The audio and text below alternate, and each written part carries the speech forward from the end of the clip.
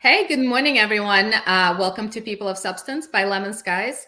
I am thrilled to have Catherine Cassidy with me. Catherine is a fascinating person. So let's start with that. She's the founder of Boutique Box, and she'll talk about it. But just to kind of give you all a hint, she helps people be more intentional in how they select their clothes.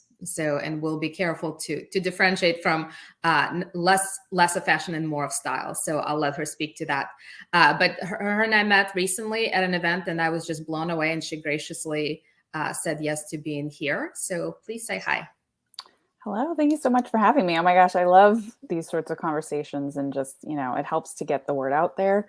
My intention with what we're doing, as far as with Boutique Box and how we get it out there is really to help people see and think about style differently. And I should say more specifically women, just because there is so much wrapped up. There's so much more than just clothes about it for us, especially when we're women in the workforce and rising up in leadership and visibility. So let's start with a real simple, easy warm-up question. So why does image matter? Right? So, I mean, shouldn't we be able to just show up as we are in the workplace? I know, right? That's the existential question I've actually sort of struggled with myself, even when I entered entered corporate fashion.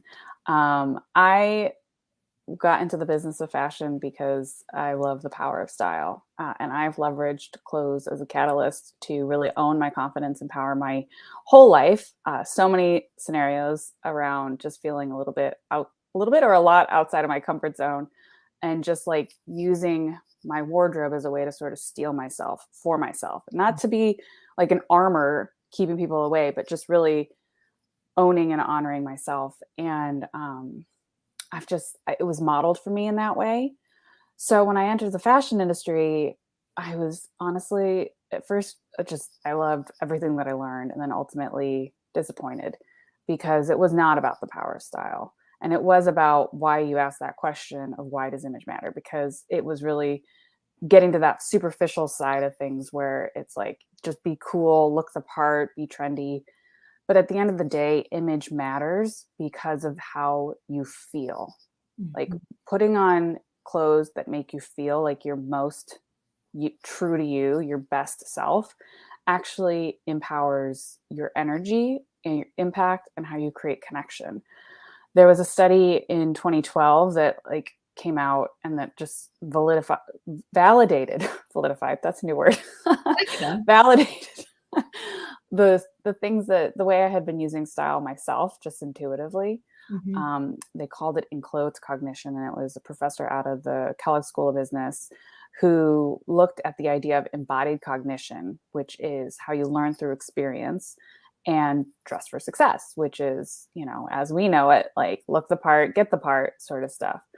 And he had 3 groups of MBA students, various times taking this test, but they would put on a white coat. One was told it was a doctor's lab coat, one was told it was a painter's smock, and one was, of course, the control group.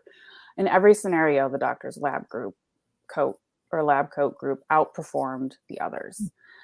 And it wasn't because they were any more intelligent or anything like that, but it was because when they acted as if. How would a doctor act in this scenario? They would be alert, they would be paying attention, they would remember, and then they would execute.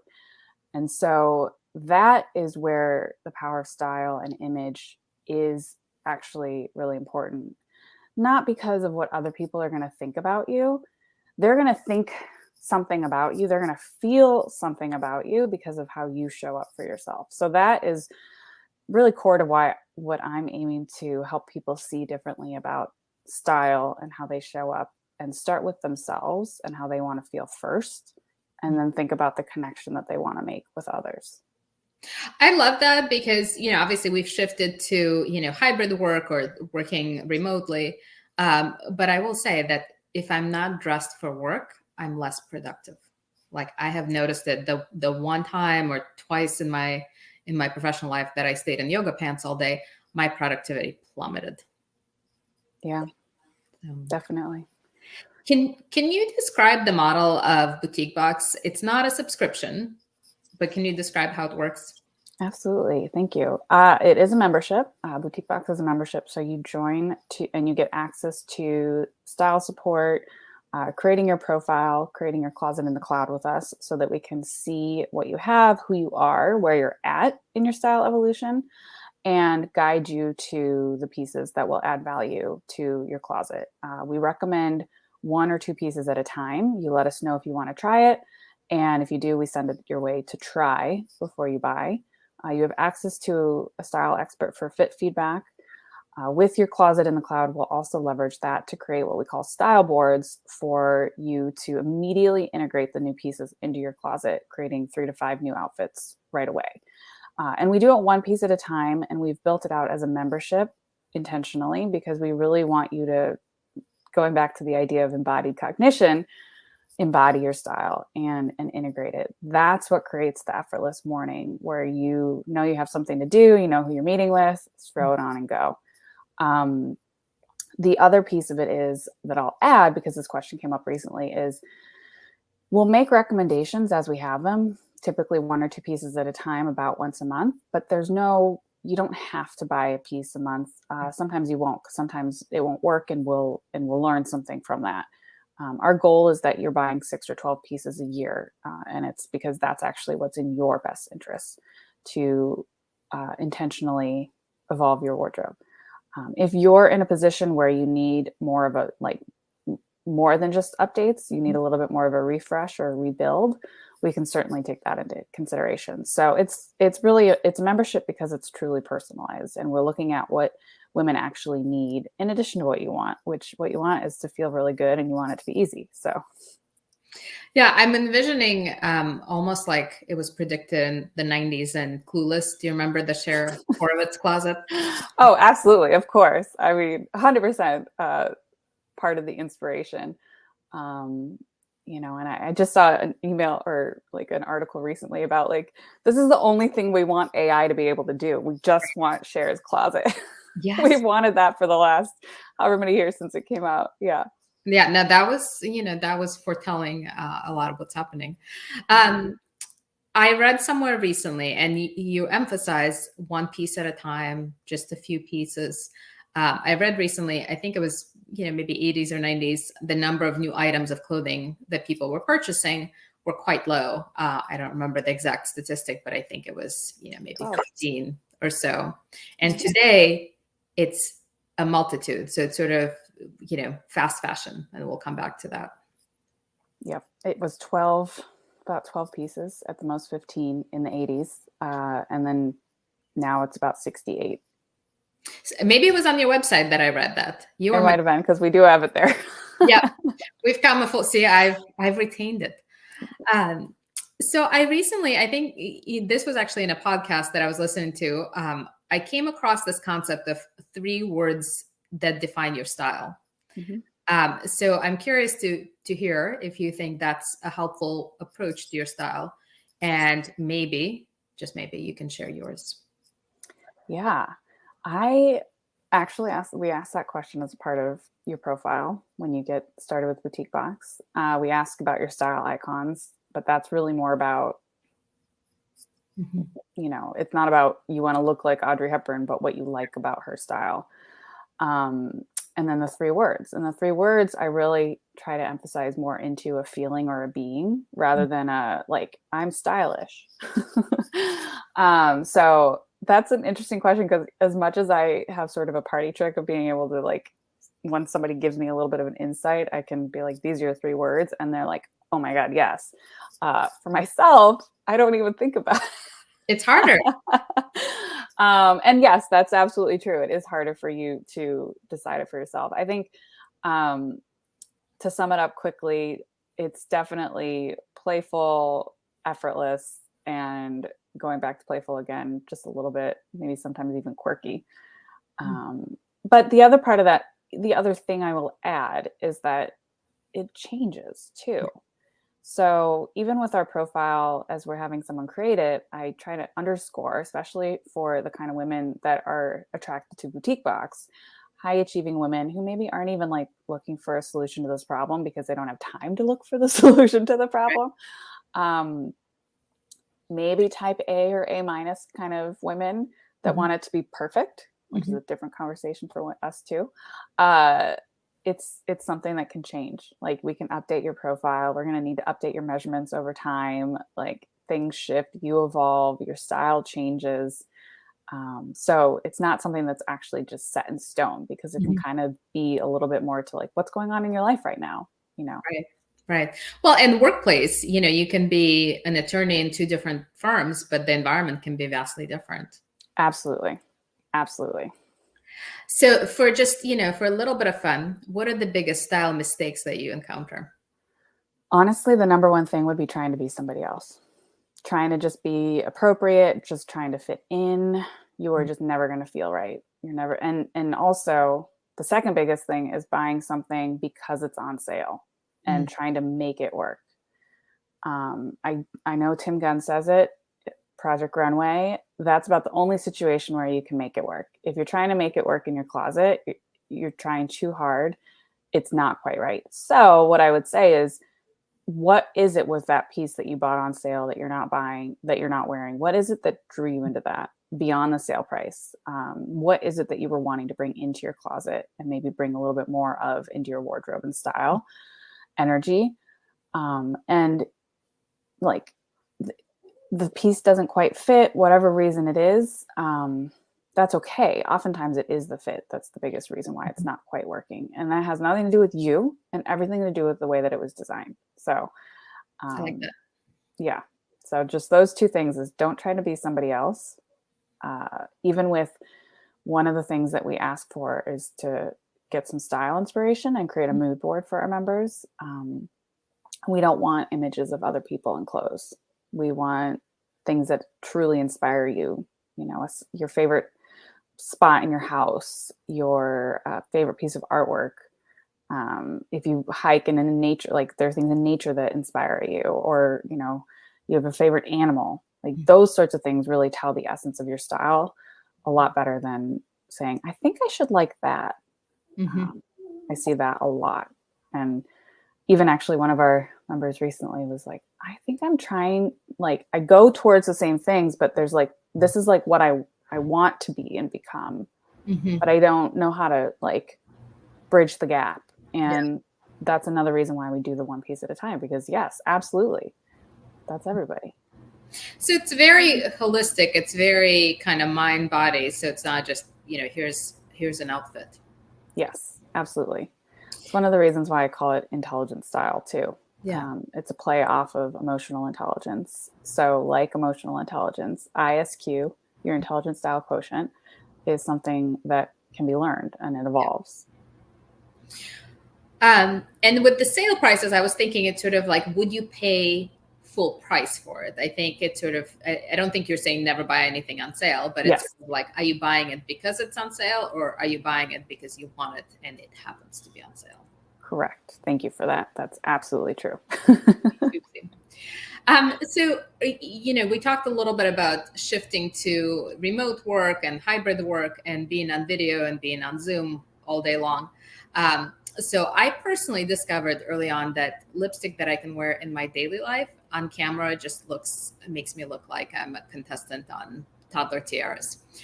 So I've had to tone it down quite a bit. Whereas in normal Interesting. everyday life, it's just fine. But yes, Yeah, it doesn't work. What are some tips that you have for people about dressing for being on camera? that's a good question. Because it's something to think about. It's something I helped clients with a lot as I had a lot of entrepreneurs in my styling business. They had to be on camera and on stage a lot. So it was even before Zoom. Focus on fit, tailoring. You can certainly get away with a lot more when you're just like, this part up. Like it doesn't have Mhm. to fit perfectly on the bottom, but it should be close to the body. It doesn't have to be tight, but close to the body, tailored. Um, and then, I mean, uh, rules are made to be broken. So, trust your gut, how you feel, how you look at yourself on camera, you're going to know immediately if you feel like it looks right or not. So sometimes statement accessories work, sometimes they don't. Mhm. Sometimes prints work, sometimes you should just stick to colors. Solid colors. Safest bet is solid colors. even a navy over a black or a brown over a black. That's going to even depend on your coloring though. Some people look amazing in black. So truly trusting your gut, and noticing how you feel when you, I mean, of course we're like looking at ourselves on screen. It's like one of the, Zoom or whatever it is. They've had those articles come out saying like how we're like looking at ourselves rather than who's talking but yeah, so just focus on keeping it tailored, typically keeping it solid, keeping accessories to be more of a subtle statement than a big statement. But any of those rules can be broken. So trust your gut. I think I saw somewhere that with Zoom usage, plastic surgery has increased as well. So Interesting. yeah, I can't remember the specifics, but I think it was more like injectables and things like that, as people were seeing themselves on screen and it's sort of very high def. I think there's been a little bit of a resurgence. I actually, I feel like I've been doing this work for so long around confidence, not intentionally. But in high school, I wrote my senior thesis on plastic surgery and I went into it being like completely against it. You should love yourself as you are. You're perfect. You're great. All this stuff that we think is wrong is because of other people's perceptions. But in actually, diving into the research, it can have a really significant impact on somebody's confidence when it's done, not like all the things, but if something's really bothering you about your image and how you look and how you feel, like, again, it goes back to the feeling piece. And, if it's that one thing that you want to fix and it's going to massively exponentially impact your confidence, then it showed that had a really good impact. Now, of course, there was definitely the research that showed going to the extreme. Right. But, in this day and age, people are like, oh, you shouldn't have to worry about fillers or Botox. And it's like, if it makes you feel a little bit better and, look a little less tired, because like, I don't want to look tired. And it's like, I got my beauty sleep. Why do I still look tired? So anyways. I look tired because I got up at the crack of dawn. So there's that. So you've talked a lot about, being choosy about and very intentional about the pieces you select. But there's also sort of this larger component to it, and sustainability and the impact on the environment, and just sort of counter to this fast fashion. And for those who don't know, fast fashion, it's quickly produced, mass produced, cheaply, and very much disposable. So these are not pieces that are meant to last in your closet for years and years, but sort of like maybe you get one season out of them and kind of throw away, which go in the landfills. So can you talk a little bit about sustainability component of fashion? Yeah, for me, it's also twofold. I actually started my first business in 2008 because I saw the waste in the industry, even simply just from a business model perspective. I was like, how are these companies still in business? It did not make sense. At the company that I was at, a bestseller was something that sold through 30% of the inventory at full price. So if you bought 100 pieces, 30 of them sold at full price. 70% were marked down, but actually 30% of those probably didn't sell at all, if not more. So, and that's a bestseller. So there's the components, there's so many layers to it too, because that's the waste in the industry, that's the waste in the business model. So they're continually throwing product out there to see what works and or trying to take advantage of trends to create more sales. Creates overwhelm in the market. It creates a ton of waste for the business in the landfills, and it really impacts the quality of the clothes. So if they're producing something that where 70% or more of it is going to sell at markdown, not full price, they're creating it for the quality of that. The quality matches the markdown price that it's going to sell at, not the full price. So then there's this constant markdown cycle that we have created. And the quality has been continually going down. Yes. I graduated college in 2005, and I remember going shopping with my grandma. She made me go to Ann Taylor, and I was hangry, so I wasn't happy about it. And I was like, ugh, Ann Taylor. And then we go in, and we find this amazing suit. And she's like, that looks like Armani. My grandma is like into that. So she's got a good eye. And I felt like $1,000,000. It looked great, fit great. The fabric was fabulous. And it honestly lasted so long. This was 2005. Yes. Just a handful of years later, you would not find that kind of quality at right. Ann Taylor. And it's so honestly disappointing.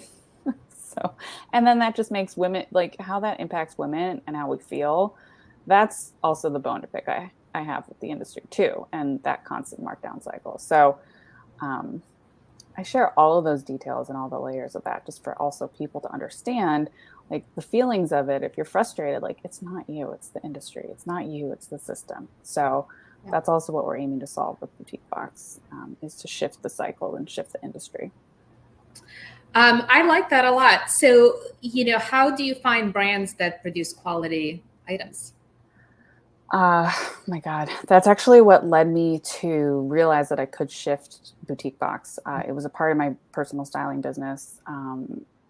And I was partnering with bigger name brands that had stylist programs. But I was also getting frustrated because of that constant markdown cycle. I felt like I was not leading my clients in the right direction. So I pivoted away and started just doing personal shopping rather than Boutique Box as a service. Then I realized about 5 years ago, probably with Shopify, we had a lot more brands that were launching direct to consumer. Not just Everlane, not just Warby Parker, but smaller emerging brands and self-funding. That's a whole other conversation around the brands that get funded versus not, and what it takes to build that brand. So for me, it became a way to help these emerging designers create a sales channel. So how I find them is some of them I've been working with for a number of years. Some of them it's research and outreach. Some of them are referring them like friends to Boutique Box. And it's me saying, knowing who our current members are, what they're doing, is it a match for our members and their needs? Our members are very diverse in all the ways that women can be diverse. So we need a lot of variety. And that's also one of the reasons why we don't buy inventory, but rather collaborate. So the designers can keep their margins, they can keep the prices healthy at the right level. We do make a commission on each sale we create, but it's a healthier, more sustainable way for them to grow their businesses. But it's because of what we're doing, we are getting a lot of response from the outreach and the referrals of designers, because as one designer once said to me, you're literally solving all of my problems. So, and then I get to be picky. Right, right. Yeah, the quality question, and you sort of think, is it me getting more choosy with the years? But I don't think so. I don't think that's a little bit of both, probably. It's a little bit of choosy with like what you value and what you want, because you've evolved in your career. And the brands that you've been going to, the quality has dropped off. So you're looking for something different. And the brands, I wish that like a Banana Republic really had that quality that could last, or an H&M or Zara. Because, it's like, there's great stuff. And for anybody who's starting out in their career, you've got to get started. So if that's what your budget is, by all means, but also think about pieces that maybe are a little bit of a stretch for your budget. So maybe that's sort of where the 1 to 2 pieces a month comes from, is that if you buy it over time, it'll last and it works more easily with your budget. But I understand if you're just graduating college, you need a whole wardrobe. Right, right. So I know we're talking a lot about style, but I'm going to throw out a couple recent trends. It seems like you add core to everything and it becomes a thing. So we've been hearing a lot about Barbie core. All pink, right? The Barbie movie is coming out, which I'm excited for. There was, I think it's gonna be fabulous. Wednesday Addams, kind of that gothy, black and white, that kind of look. And then I've also been reading a lot about stealth wealth. So after Gwyneth Paltrow's trial and The Succession, and sort of like these no label, fancy clothes that are very understated. So I wanted to get your reaction to some of these, which trends are you paying attention to? And these are the 3 that came to my mind. Any of them land well with you? Any additional ones you're seeing? Yes. I see trends as a way for people who I like resonate with them Mhm. to buy pieces to add to their wardrobe. I've never been somebody who was really trendy. In fact, my boss at my last corporate fashion job, that was feedback that Mhm. I got that I wasn't trendy enough, even though I got compliments on my what I would wear all the time. And I was like, you can give me a clothing allowance then, so that I'm not having to spend my own money Yeah. when even with the discount that I got, it was expensive. Um, and that's really just more of an example of feedback that's actually not helpful and a little bit manipulative, which I know women are dealing with all the time. So, and it's not, and it's somebody's else's idea what is trendy, Mhm. not truth. It's a perception and it's a bias. So that is why I really love trends when you can take advantage of them because they resonate Mhm. for you. But don't feel like you have to go be gothy if you're not gothy or be pink if you're not pink. And I will say the quiet luxury, like that's something that's always resonated with me. I've never been a label person in terms of wanting the logos to be all out there. Even like Louis Vuitton, I'm like, son of a gun, like the quality is incredible, but I don't want those LVs. So I'll be getting a solid one when the time comes. Yes. Like, um, I do love what I will say actually on the topic of Succession and Barbie Core, the Barbie movie, like absolutely pay attention when you're well, I don't want it to take away from the enjoyment of watching something, but when costume designers are paying like really close attention to the character and what the story the character is telling Mhm. when they're dressing their characters. That is something that translates in real life as well. Mhm. Like you are telling a story with your style and your presence. Who are you? How do you want others to feel in your presence? How do you want to show up for yourself? What are your values? What are your priorities? So, what are your goals? So I think those are the sorts of things that you can take away from trends. But definitely, as it's probably pretty clear, like don't ever think that you have to be anything that you're not. Right. Right. Unless it's Halloween. Uh, Yeah, that's true. and I feel like between the three, like something's got to land with you, right? Like it seems like there's variety. You can be a goth Yeah. girl, you can be a Barbie, or you can be kind of the quiet Yeah. luxury, more stylish, elegant pieces. So, Well, and I'll also share just one thing too. When I was a merchandiser, one of the like jobs that I had, one of the responsibilities was writing like the monthly, I don't know, I guess trend report.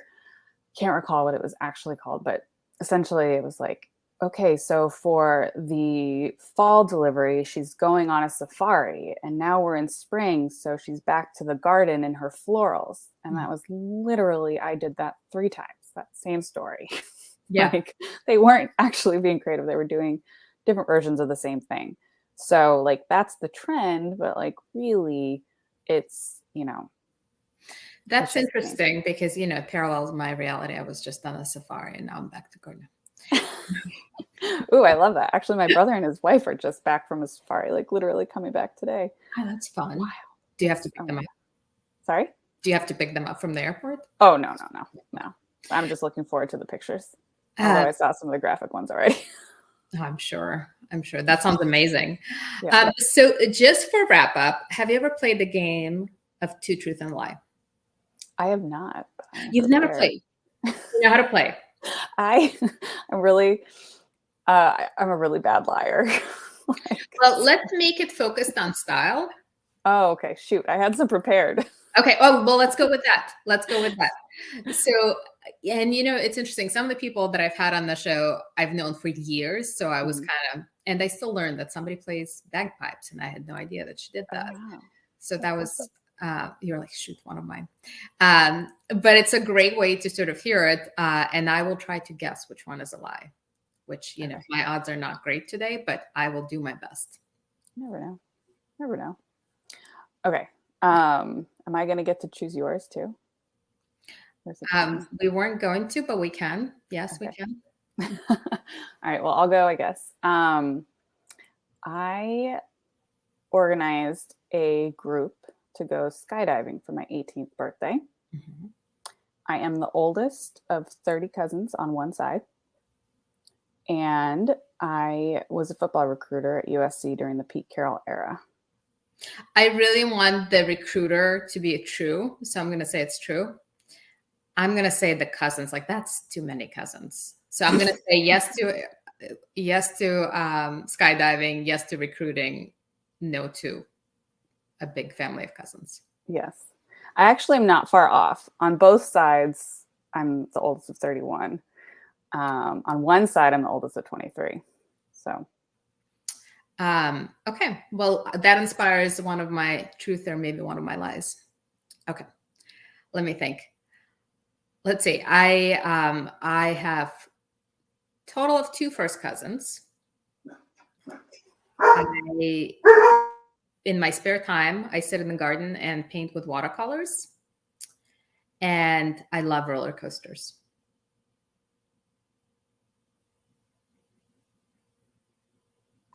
we have guard dogs in the background. Sorry about that. Yeah, that's okay. Dogs are welcome.